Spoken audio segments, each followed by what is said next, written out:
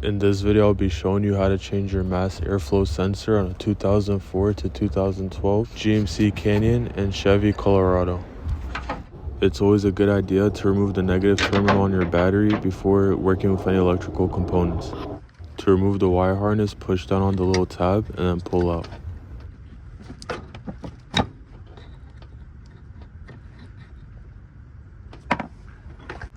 Use a 732 socket or a 5.5 millimeter to remove the two bolts.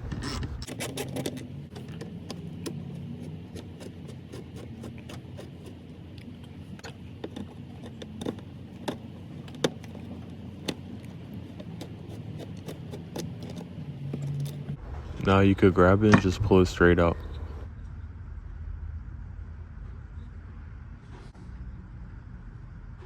Now you could put it back in and put back the two bolts.